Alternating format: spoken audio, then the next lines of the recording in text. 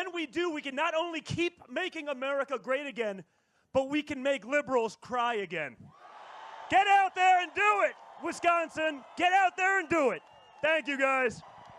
Poor little guy still can't get a hug from Papa Bear. All the hate, all the slaps in the face, and still no affection.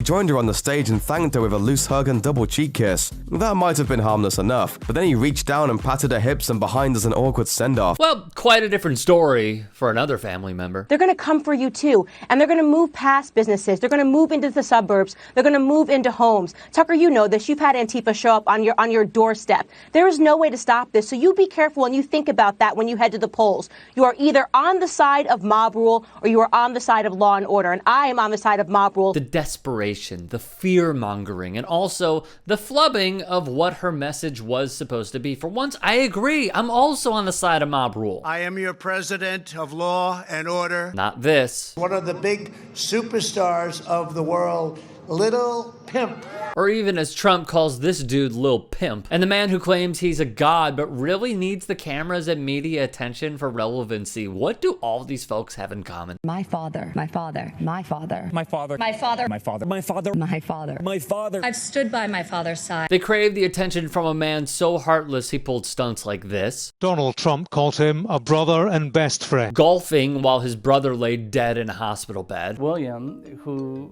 was every bit a Trump grandchild as anyone else, sued, and in the process, his wife gave birth to a disabled child, and this infant child required intense medical care. And in a peak, Donald and his siblings cut them off. Cutting off a disabled grandchild's health insurance. Candace Owens is just another pawn who didn't get an invite to the RNC. Okay, the word monkey doesn't offend me. I'm sorry. It takes a certain kind of grift to spew this. It takes a certain kind of grift to drop your pants and crap all over the NAACP with mind-numbing quotes in radio interviews. And the reason I state this is based on purely factual information, mainly because it did offend her. Racial epithets offended her, so much so that in her hometown of Stamford, Connecticut, Owens said she was the victim of an alleged hate crime when she was 17.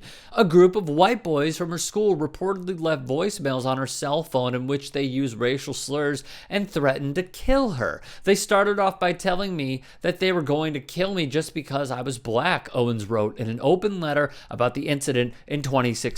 They warned me that if they found me at home, they were going to unload a bullet into the back of my head. Ultimately, with the help of the NAACP, Owens' father settled a lawsuit against Stanford Public Schools for $37,500 in 2008. How ironic. Just before the 2016 election, Owens was the CEO of an online publication that frequently mocked then-candidate Trump, including conducting a mock investigation into his penis size. The story determined that it was likely very small. In a 2015 column, Owens wrote that it was good news that the Republican Tea Party will eventually die off peacefully in their sleep, we hope. Her words. And then she went on to rip Alexandria Ocasio-Cortez for being fiscally irresponsible because the newly elected congresswoman couldn't afford an apartment in D.C.